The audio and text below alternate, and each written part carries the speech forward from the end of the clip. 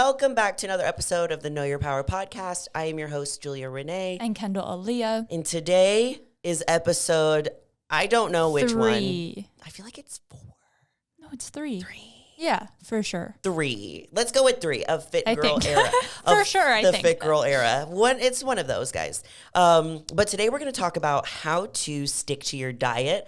But first, what I wanted to mention, some little housekeeping things, is if you haven't joined the Know Your Power women's community, it's linked in the description. It's literally, we have almost 1,000 women in there right now. We launched it like a few months ago, and we have so many women in there already, but like every day they're motivating each other. We have weekly challenges. This week, our challenge is a manifestation challenge where I'm having the girls write down their goals as if they've already happened, and they're taking photos of it and posting it in the chat. Cute. Yeah, and I give away like prizes. Like I'm going to give away one of the, I'm going to give away the hydro jug thing because I love them so much. And then like a Buff coffee from Buff Chicks, and like a Starbucks gift card and stuff, but we give away prizes. And just if you're lonely, like in your journey, and you feel like you don't have anybody in your space that does what you do, that's interested in like bodybuilding in the gym and like no one to talk about it with,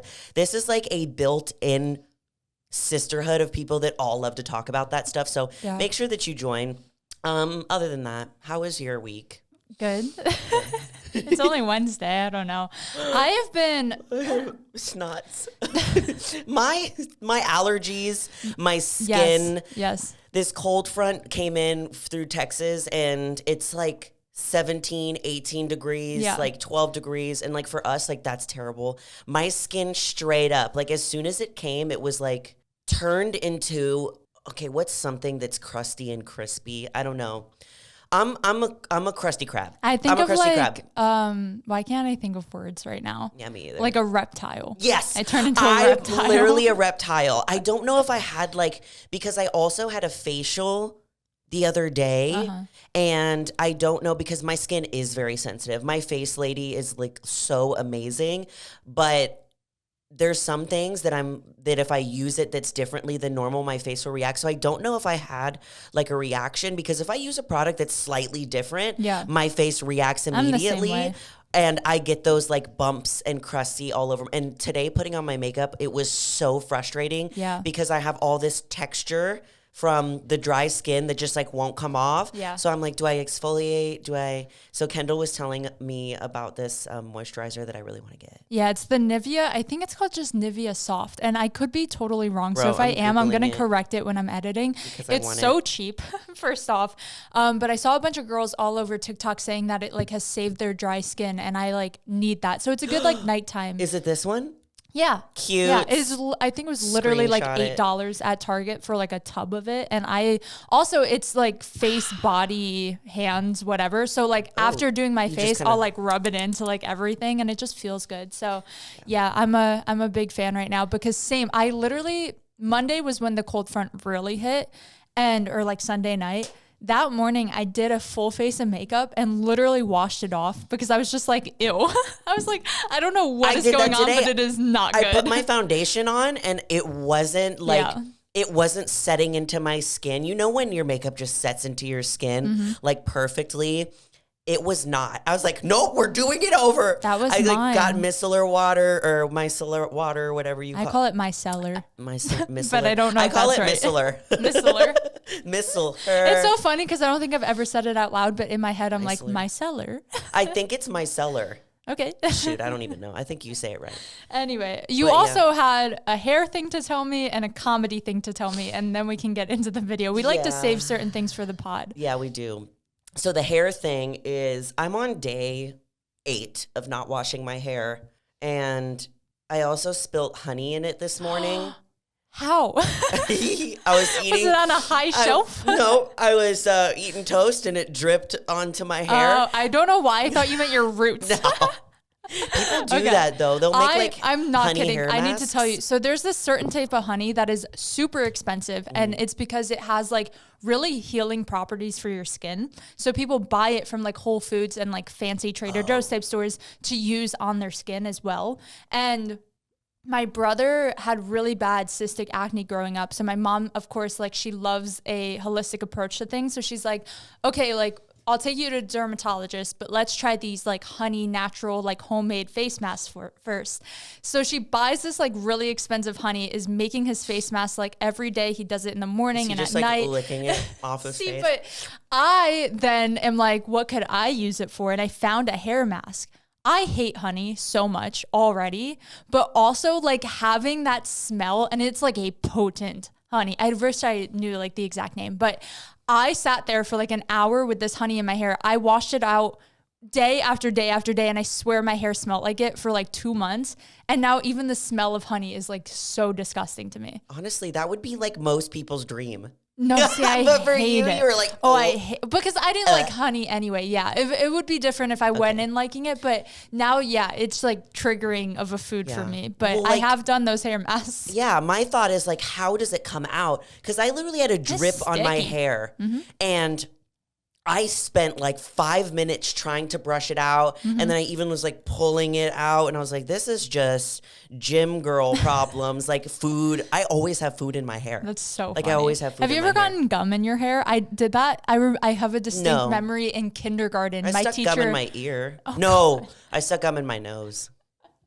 All of the orifices. I did. I remember my like kindergarten teacher had to take scissors to my hair because we literally spent like an hour trying to get it out, and it was in there. Yeah. Why do we do that? I don't know. Like, it was definitely on purpose too. Yeah, like I intentionally put it in my nose. Oh, I put a Polly Pocket head in my nose once. Yeah, you told me that. And I don't think I ever remember it coming out. So huge chance it's still in there. Yeah, you probably just I don't have a deviated septum. I just have a Polly Pocket stuck in your nose forever.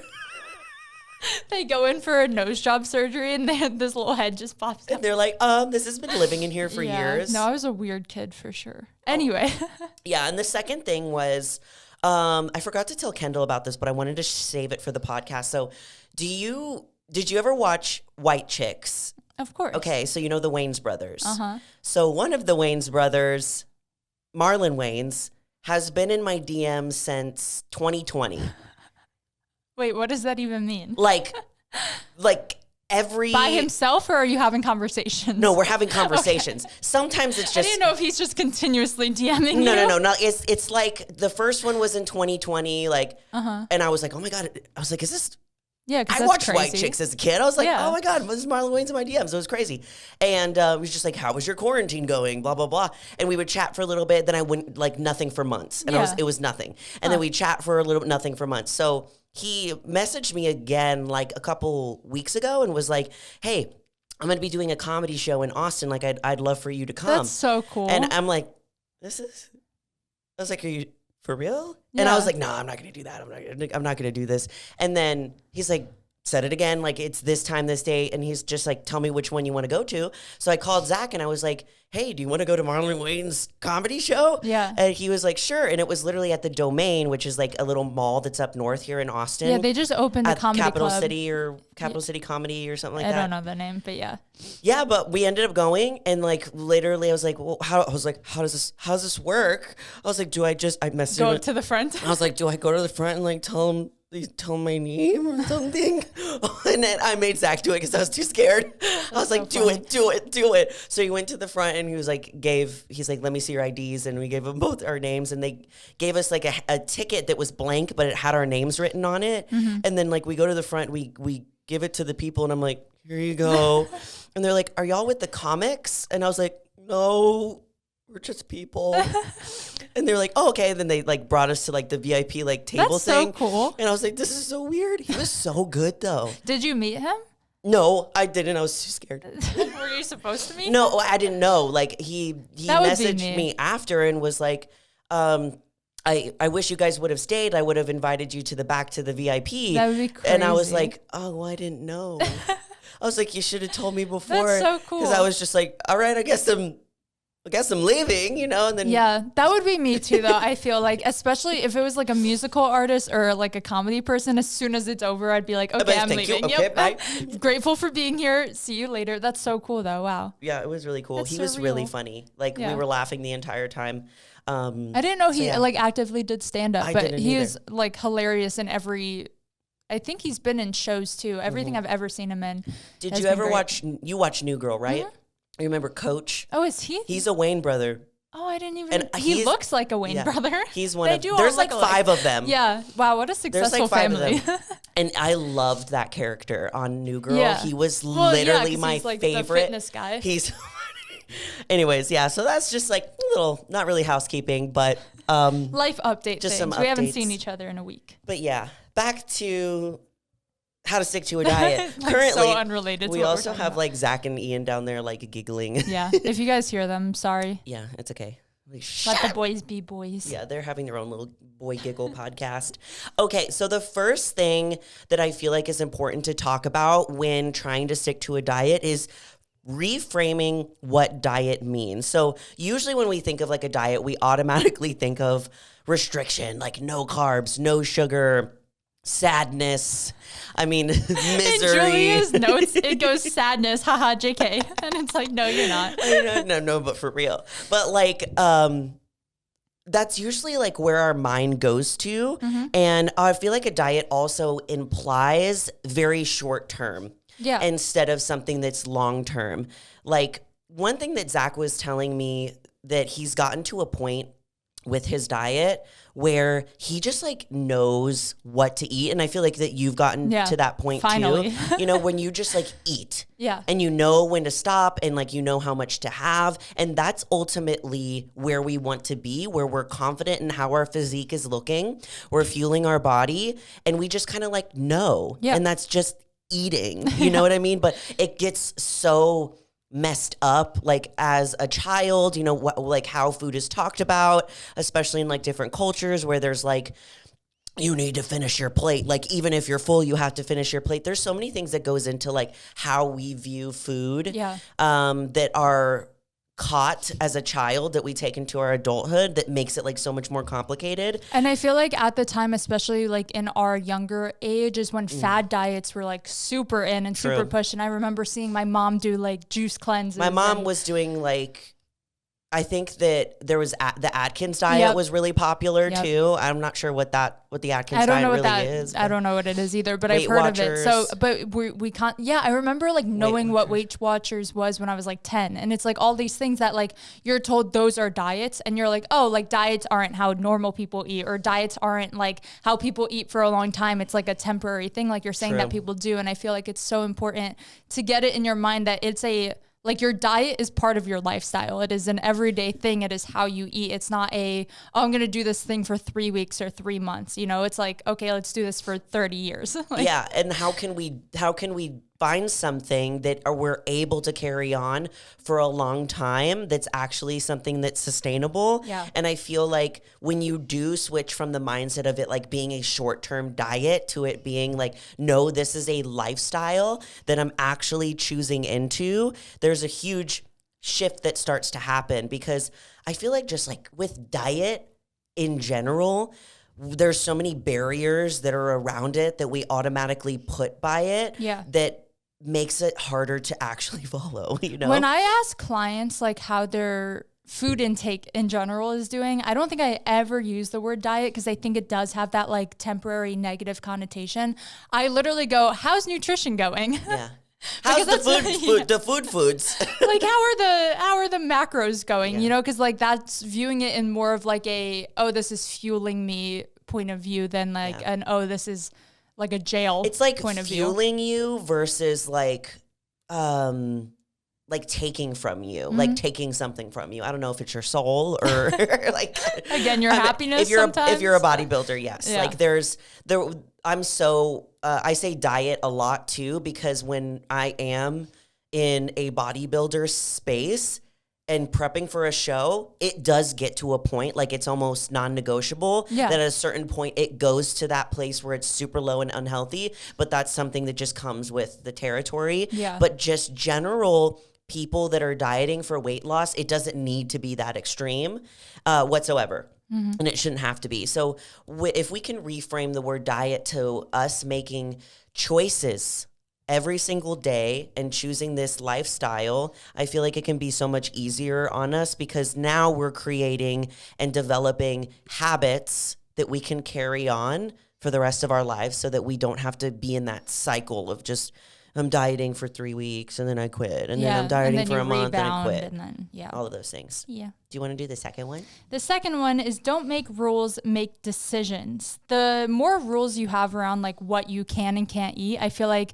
it's almost like when you have a kid or a teenager and you're like, you can't do this, you can't do that. Don't touch this. Yeah. You're like, I have to touch it. You want to break those rules. I feel like it's something in our psychology that literally like when you restrain and restrict yourself more and more and more, the more likely you are to eventually go on the flip side and either binge eat or overeat or eat all the things you're not supposed to, and then you again rebound, and that falls into its own cycles. I'm a huge fan of adding things in instead of taking things away and making the choices of like, okay, I'm going to choose to make this meal healthier by adding in greens, by adding in more protein or whatever that looks like, instead of, oh, I'm going to take away my carbs and take away my sauce and like take away all these things. And now you're left with like a sad meal that you're unhappy eating, instead of just like adding healthy things to the meal that make it more satiating and more fun to eat. Yeah, that's a really good tip, like adding things in but versus taking things away, because I feel like that's the first thing that we think about is like when we go into like a quote unquote diet phase, we want to like cut out the sugar, we want to cut out the carbs, we want to cut out all processed foods, and our body is maybe some of us very used to eating those things. So if you go super cold turkey on taking all of those out, I feel like that can eventually lead to you wanting them even more. You know what I mean? So if you can like add in more vegetables, like you're saying, or add in more water, or even add in like 20-minute walk of exercise, like then you can build up from there. Yeah, because then you're making like healthy decisions for your meals instead of putting all these rules on things you can't have. And then eventually, of course, over time, you want to take out the bad and just have the good. Yeah. But if you're taking out all the bad first, now you're left with almost nothing. And then you have to kind of like backtrack and start finding other healthy things to add in. I feel like, it's always just easier to add first, take away second. Yeah, I mean, if we think about it, like every single day is built up of decisions, like little decisions that we make, like a decision to wake up on time, a decision to work out, a decision to choose healthy foods. And one thing that I feel like I struggle with a little bit more when I'm in bodybuilding prep is knowing, and I am like in a for real diet phase, is knowing that I am choosing and I'm deciding to not eat this, or I'm deciding to eat this instead, or I'm choosing this life, whatever it might be. So something that helped me, like a phrase that helps me, is saying like, I'm just choosing not to. Yeah. So instead of like walking by and seeing ice cream and saying like, I can't do this, you know, that little kid inside of you, like it makes you feel like you're bad. You can't do that. That's no. And we don't want to feel that way when we're just like eating, you know?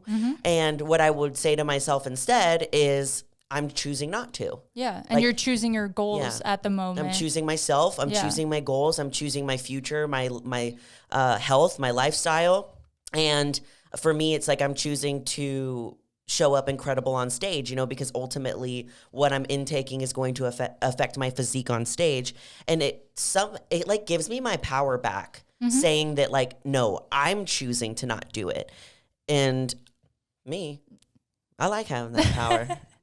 And I feel like that can be like on a smaller scale too, just with like everyday goals of like, okay, today I'm choosing to stick to this thing and prove to myself that I can do it. And it's like, I feel like we've talked about this very briefly in an episode a really long time ago, but like choosing to eat less is a privilege. Like some people do not have that option. So I feel like the sport as a whole and like choosing these lifestyle plans as a whole is like, you need to realize that it's a luxury and viewing it that way instead of like, oh, I can't have this, I can't have that, like poor me. I think about that all the time when I'm in bodybuilding prep, which is crazy that you mentioned that, because when I am like eating very little calories, I always put it into perspective. I'm like, there are some people that are, and I get into that headspace of like, I'm starving.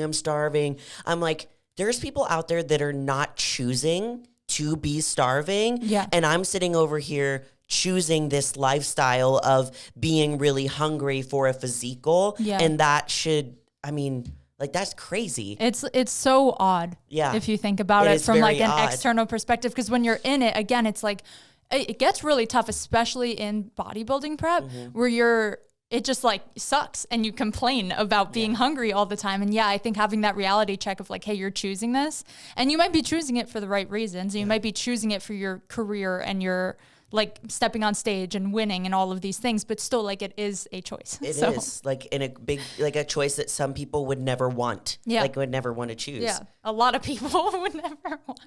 I burped. Oh no. But you guys didn't hear it, so it's okay. The next one is choosing something sustainable and realistic for your life. Like this one is really, really big. So on the sustainable aspect of it, like we don't want to pick something or like a number of calories that we're not going to be able to sustain for a significant amount of time. Because one of the things that happens when people want to go on a diet is they slash their calories so much. So say like your maintenance level calories, and your maintenance level calories is how many calories you have to eat just to maintain like your physique without even really doing anything. So say your maintenance calories is about 2,000 and you go on a diet and you slash them to about 1,500 right off the bat. You're cutting 500 calories. That's a lot of food that you're used to having. That's a lot of food that's like depending on how big the meal is, it can be 1 to 2 meals that you're cutting out. And now you're at 1,500 calories. Now, if you want to continue to lose weight and see progress, you're going to have to cut from there, then go there and lower and lower and lower, and then it starts to get really dangerous. So a more realistic approach would be 2,000 cutting to like 1,800. You know what I mean? And it's like little, like small increments, but people want it really fast. And they want it now. So they're like, if I slash them in half, then I'll get it quicker, doubly the time. And this is how we rebound. Yeah. Or like plateau really quickly. Yes. So yeah, you might see results like, oh, like finally I lost 2 pounds this week. Oh, I lost 2 pounds the next week. The next week, oh, why am I stagnant? Oh, why am I plateauing? Why am I plateauing again? And then you have to drop even lower to see any results after that. And now you're again approaching an unhealthy level of calories for your body so quickly off the bat versus if you gradually do it, you have so much more room. If you do plateau, it's like, oh, I'll just like take another 50 calories out or whatever, you know? You have like so much more time to spend eating more food than not eating food. Yeah. So you're already starting off like the very beginning of your diet phase, not eating very much at all, and then the entire time's going to be like that, which you can lose weight off of that caloric deficit if it's correct, which is crazy. So the other aspect of this too is choosing something that's sustainable but also realistic for your life. So I know that there's a lot of people that see like a bodybuilder's lifestyle, for example, where sometimes they're doing 2 workouts a day. Like they're doing their cardio in the morning and they're doing their training in the afternoon. Like that's what I still do. Yeah. And we're eating 6 meals a day. You know, we're having tons of water. We're having supplementation during the day and all of this stuff. That's not realistic for everybody. Choosing a lifestyle that's actually realistic is super important, like especially with bodybuilders. Like I see a lot of girls that want to emulate how a bodybuilder lives their life. And I know that I did that too when I first started out. I wasn't even a bodybuilder yet. And I wanted to live like I was like a bodybuilder who was competing, but eating 6 meals a day, sometimes going to like cardio in the morning, training in the afternoon, post cardio. And all of that is not realistic for most people's life. And like, you really don't have to do it that way. Yes. Like there's no like perfect way to do it. I think like certain people started doing things a certain way, like doing fasted cardio first thing in the morning. It's not a necessity. It's not really gonna change your calorie output and input. But I feel like it's this glamorized thing of like, oh, well, they do it, so I'm going to do it type of thing. Exactly. Like, and I've even done this to where I see when I first started getting into fitness, I was watching like all these YouTubers and stuff. I, at the time, was working a 9-to-5 job, sometimes 12 to 8, where I was working at a salon and I would see how they lived their lives. And I was like, how do they do that? Because they work from home. Like their job was to be a content creator and I wasn't one at the time. So I was like, how are they doing all of this in such a short amount of time? But I didn't realize that like this was their job. And ultimately, that's what led me to want to have their job, was that so I can have more like flexibility with when and where I do things.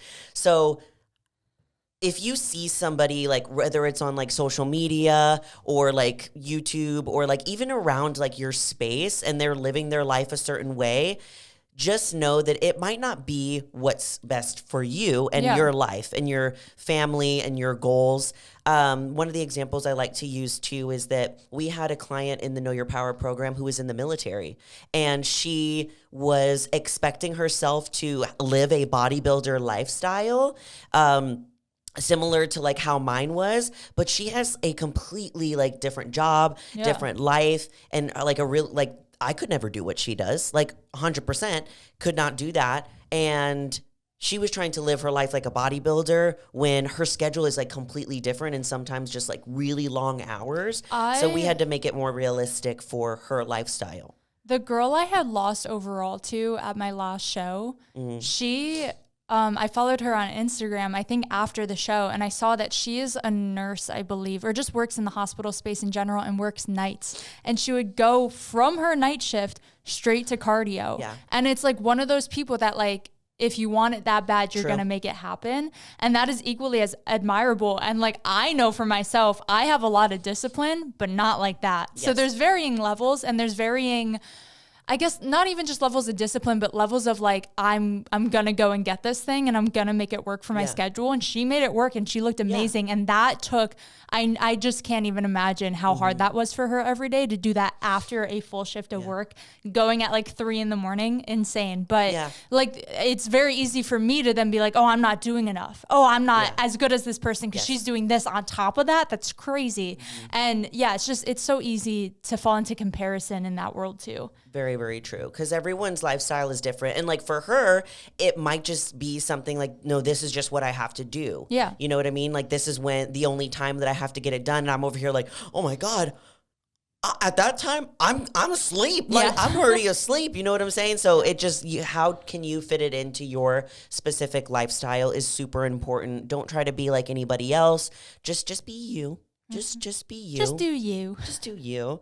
And another one is, and I think this one's really important, is moderation, not deprivation. So allowing yourself these occasional treats, like completely depriving yourself of certain foods, kind of like how we talked about before when we were saying that we can't have certain things, like we're cutting out all of these things. Like it makes us want to do it more. Yeah. And then eventually we want to overeat and overindulge on those things because we've restricted ourselves so much. Yeah. I fell into this so often, and I was someone, I literally remember being in health class in freshman year, I want to say, and that's like kind of around the same time I started going to the gym like a little more regularly and like started watching some like bodybuilder like OG YouTubers and things like that and just learning.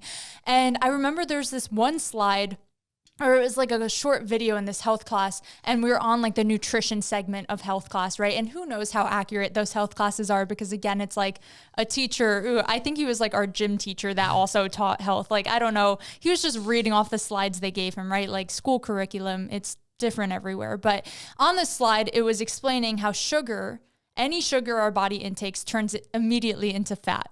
And again, I do not believe that is accurate. What?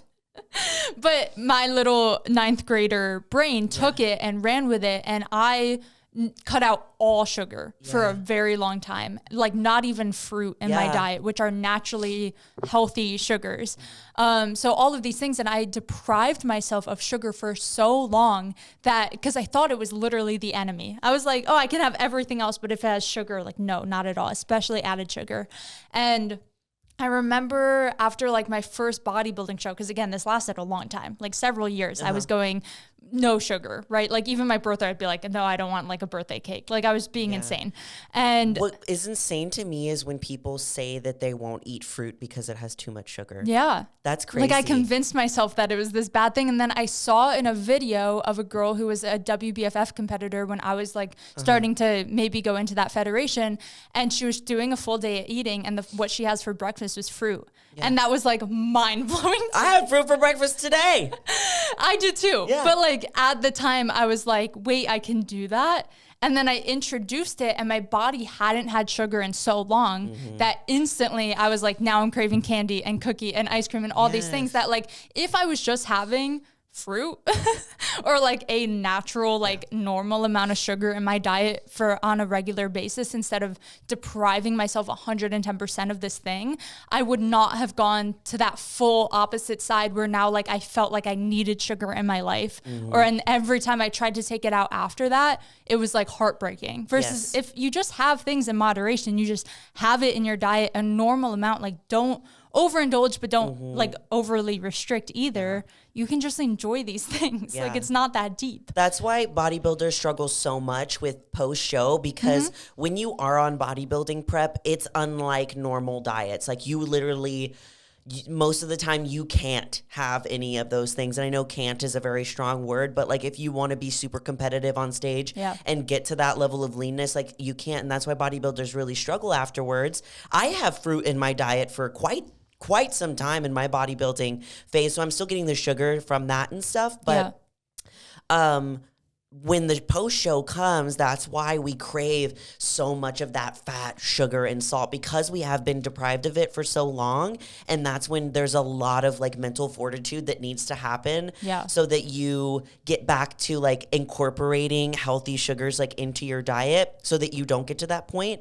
But yeah, like it's kind of crazy, because I used to think that way too about fruit. Like, oh, I can't have fruit, that's too much. I just remember like how serious I took that. Like I really thought fruit was like this evil thing. Yeah. And I'm like, oh, fruit's pretty great at like curbing sweet tooths and I make sure I have it energy in the morning. I don't know if like you're like this. I've heard different people say different things, that they don't like to have sugar in the morning because it makes them crave it all day. Versus me, my breakfast right now is egg white scramble with 2 slices of Ezekiel bread, a tablespoon of almond butter, and some honey, and then a side of fruit. And I know you hate honey now, so it's okay. But for me, having that in the morning, and it's all coming from really good sources. We have the local honey, I have the good almond butter, and I have fruit. It's all like coming from really good sources.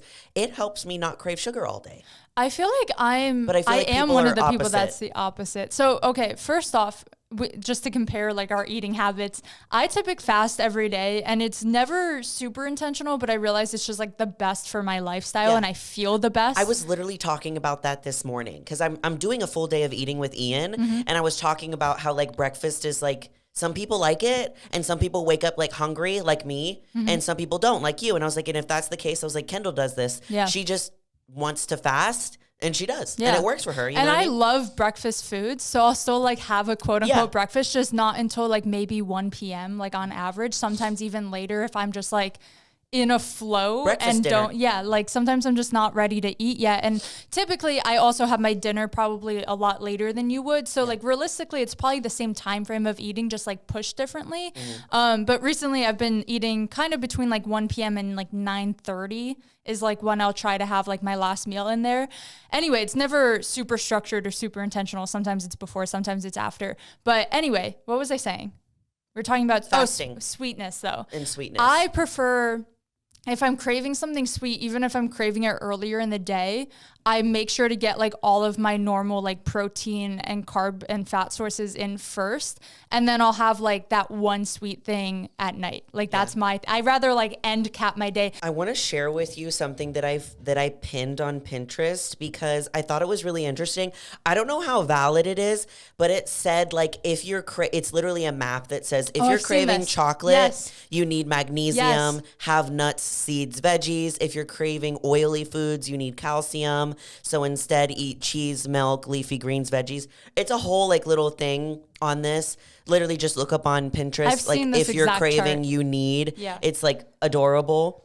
And I was like, that's really interesting. And it's true. And I think that can really help you also stick to a diet. Is knowing like what each thing means. Yeah, you might be deficient in something and that's why you're craving. I notice every time I'm like, I need steak. I'm like, I should check my iron. Because I know I am iron deficient and I hate taking iron supplements. But like, I know it's getting really bad when I'm literally like slightly faint and really want red meat. Oh, okay. I'm like, She's like, I just need blood. I need my iron. I need blood. Yeah, no, literally my body does that. Yes. So deprivation is a no-no. Moderation, yes. If it helps you using like the 80-20 rule where 80% of your foods is coming from like whole good sources and 20% is the fun foods where it's like pizza, burgers, ice cream. I'm like I was kind of in like a very slight growth stage for the last few months. And like, I do think I finally gained some size back in like my glutes and legs, but I also see a lot of my lines are gone now. So I'm like going back into like a very, very slight deficit again. And even then it's really like, again, I don't track my food. I just know my body's natural levels and hunger levels, and I'm not pushing myself to be full anymore. So in this phase, I'm almost forcing myself to still have a refeed or cheat meal because like, since I kind of let myself eat what I want throughout the week, I'm not like craving this like overly fatty or like overly high calorie meal. But I also know I'm going to get to that point as I cut that I want to keep it in as like a planned, like on this day I am eating out or I'm ordering in instead of cooking all my meals that day. And it might not be anything crazy like this last weekend. I just went and got sushi, which like might calorie wise honestly just fit into my macros, but it's still this like fun meal that I get to look forward to. And yeah, because really like, we're not having sushi like on the regular day to day. For me, sometimes and I feel like most people, I feel like most people, I've been doing like my own makeshift poke bowl because that's one thing that I always crave. Yeah. And it really, really, really tastes good too. But I feel like as girlies also that we love, this is what I always think of. Okay. So remember the TikTok that I sent you of the girl when she was like, she had her Starbucks drink and she's like, maybe it's actually the experience. It's not even the coffee. What did she call it? Coof. She called it coof. Maybe it's the coof. There's this adorable girl on TikTok and she's talking about how like maybe me getting Starbucks and she calls her coffee coof. She's like, maybe it's not even about the coffee. Maybe it's about the experience. She's like, you know how excited I get when I'm like waking up to go drive to Starbucks, Literally. when I get to see the color change, when I mix it together, you know, when I get to sit in like my car and like, you know, drive and like have it, like the whole experience behind it. That's something that I also crave. I love being a woman. It's just like I crave the experience of going and grabbing the coffee. I crave the experience of like getting to go to the poke place and like put together, like see them put all the things together for me. It's the experience because like sometimes throughout the week, like it gets really boring. Like all you're doing is the same thing, opening your fridge, taking the food out, eating it, opening the fridge, taking the food, and the experience of like ordering on DoorDash or going and getting like that is really fun. So I agree. That's on your girl refeed math. An experience. Make it an experience. So another thing is be mindful of what is in your space. Help your future self out. Don't keep the foods in your house that are triggering. Like just plain and simple. Don't. When my sister comes and stays at my house, she's always like, you never have anything. I was like, there's rice cakes in there. That's so me. So like what I'll do if she comes to like watch my place is like I make her a care basket that has like a skincare mask and like some lotion and like a candle and like snacks because I never have snacks because I don't want to eat those on the regular basis, so I don't keep them in my place. So just don't buy them because now you're making it harder for yourself to actually go and get that thing. Instead of you walking upstairs, opening the pantry and just grabbing the bag of chips. Now, if you want them, you have to go out and get them. Yeah. And we're simple humans. If it's there, we're going to eat it. If it's not, we're kind of too lazy to go get it, you know? For real. And I feel like that's helped me a lot, especially like in recovery from like commonly binge eating. I feel like finally taking all those trigger foods out of the house or like out of sight, out of mind type of thing. And even like the way you store your food does affect us. Like, you know, that boy mentality that we all make fun of like when they open the fridge, whatever they first see, like that's what they're grabbing. Or like if you ask for something and it's in the back of the fridge, they're not going to get it. Zach only sees what is in front of him. Exactly. Right? In this view, girls, we see everything. We're like owls. We can see all the things. But still, I try to make it a point, like when you have those little drawers, like that's where I'll put the more like high calorie, quote unquote, unhealthy snacks or like food items. And I'll try to keep like my protein and veggies all on display. So then when I first go in being like, I kind of want a snack right now I'm seeing like carrots, celery, and hummus. I'm like, okay, sick, just grab that instead of like digging through everything I have or like trying to think of like the worst option I could have. It's just like easy and accessible. And I feel like the same with meal prepping too. I notice when I don't meal prep, I'm way more likely to go like order food or go grab 100%. Something easy or have a snack instead. If you're preparing your meals and they're there and they're ready for you and they're easily accessible, it's so mindless to just grab the healthy meal. Because the thought of cooking sometimes is like, oh, this is such a task. Like, I don't want to do this, is one of the reasons why we're like, okay, I'll just go get something real quick or I'll order DoorDash. But if you already have things that are prepped and ready to go, that's why I always have protein that's just ready, cooked. I got to scoop it, measure it out. I am good to go, because then I am less likely to go and order. Same thing goes for like, this is why we love Amazon. This is why we love DoorDash. This is why we love fast food so much, because it's very convenient for us. Yeah. So how can we help our future selves out and make our lives more convenient? We can not buy the trigger foods and not have just store it in the house. And then another thing is that we can have our meals ready to go so that we don't get overwhelmed by needing to cook. And if we're going out for like long periods of time too, bring your snacks with you. Bring high protein snacks so that you never hit a point where you're like, I'm hungry. And this kind of is going into the next thing that I wanted to talk about, is that make sure that you're actually, like, this is so simple, but make sure that you're actually eating full balanced meals. Like, if you haven't eaten a fully balanced meal with carbs, fats, protein, all of that, and you're getting hungry for a long period of time. This always happens to me when I'm in bodybuilding prep, because I will go to the gym and I do my training session. Sometimes I have post cardio and then I have posing after that. And it's been so long since I've eaten. It's been so long since I've eaten that on my way home from the gym is usually the hardest part for me, because at that point I'm starving and I'm hungry. And really, if I just went home and had my regular meal that was like a fully balanced meal, I would have been fine. Mm-hmm. But you get to that point where you think that the only thing that can help my hunger right now is a burger, fries, and ice cream. If you let yourself get to that point, you'll convince yourself that that's the only thing that can satiate you, when your normal meal can also. Yeah, I try to do this with my boyfriend because I feel like he's just a regular guy. He has never like competed in bodybuilding or anything, so he doesn't have like extreme restrictions on himself. But when he works his normal shift, like sometimes he gets off at like midnight and he'll be working for like 7 hours with no break, no lunch/dinner, whatever you want to call it. And he also intermittent fasts. Is that the right way? I think so. Words. It never sounds right no matter how I say it. He also fasts like around the same time I do. So he'll maybe have one meal in before going to work, and then like going 7 hours no food on his feet, starving. Oh, and then he's like really hungry. He comes home, he'll call me and be like, it's really bad today. Like, I'm so hungry. Please make me something super filling. And I know it's like not my job to do this, but like he has goals, and we try to support each other as like most couples do, and like hold ourselves or each other accountable. So I'll make him like a bowl. So like last night was like gluten-free pasta and chicken, and I gave it to him, and like he's scarfing it down, and I'm like, slow down, sweetie. Like it's like, not going anywhere. Let me take that from you, chew, and then give it back. The way he gets is like once he breaks that hunger barrier, now he like wants to eat even more. Like he has told me, he's told me that this is a trait he has. So now like we're mindful of it, and he'll finish a meal and immediately stand up to get more. And I'll be like, how about you sit there for like 5 minutes? Just give your body a little time to digest, because I guarantee your hunger cues feel a lot higher than they actually are right now. I'm Cooper. Yeah. I'm like, I'm not thinking about it. I already know. I'm not even going to let my stomach and my brain catch up with each other. I'm just gonna keep eating. They're not having conversations like whatsoever.